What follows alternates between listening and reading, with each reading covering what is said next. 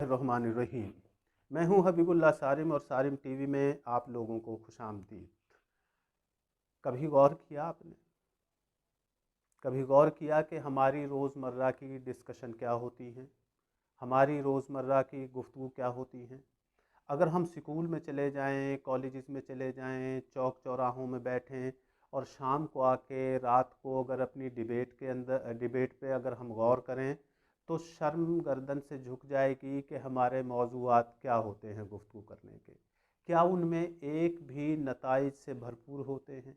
क्या हमारी गुफ्तगू, हमारी बातचीत इस ढंग की होती है कि हम उन्हें बातचीत कह सकें, गुफ्तगू कह सकें, यारी दोस्ती को बैठने का एक मकाम कह सकें, और यारी दोस्ती को बैठने का एक जो है उसे हम ऐसी जगह करार दें जहाँ से इंसान सीखता है, जहाँ से इंसान संवरता है। गर्ज़ ये कि हमारी बातों का मौजू क्या है, गर्ज़ ये कि हमारी बातों का मरकज़ क्या होता है। तो हम दिन भर की गुफ्तगू का अगर शाम को जायज़ा लें या रात को जायज़ा लें तो क्या हम दिन भर गुफ्तगू करते हैं? हमारी गुफ्तगू करने से एक तो एनर्जी वेस्ट होती है कि हम बेतकान बोलते हैं और बेतुका बोलते हैं।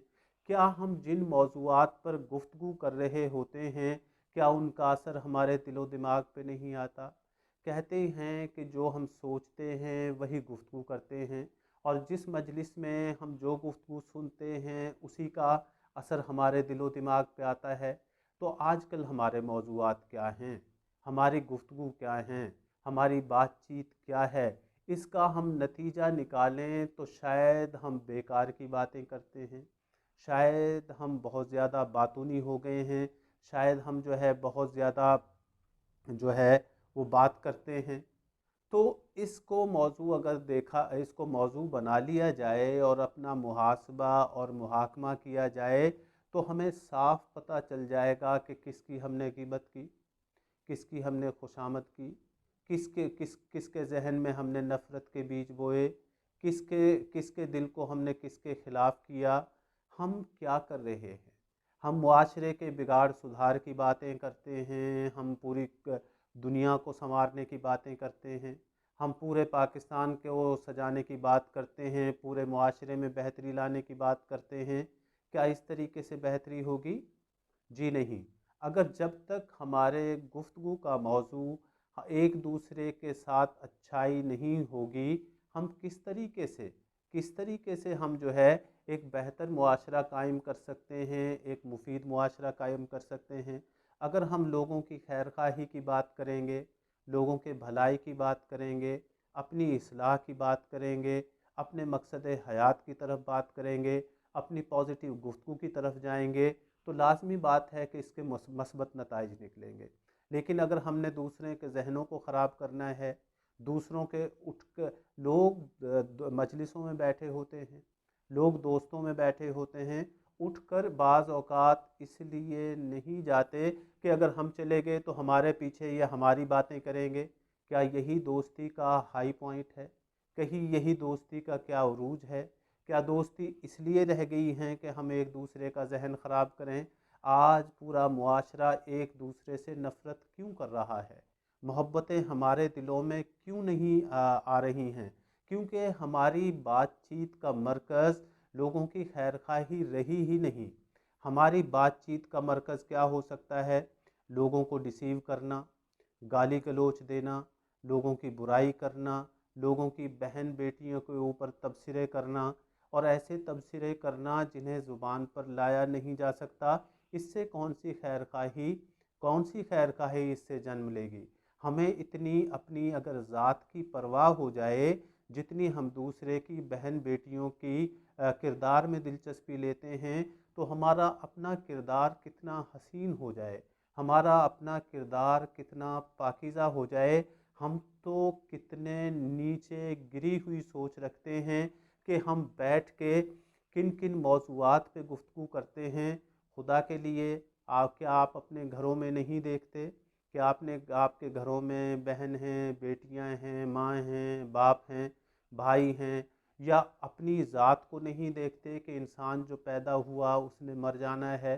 फिर ऐसी बात क्यों करते हो जिससे किसी की दिल आज़ारी हो, जिससे किसी का दिल टूटता हो।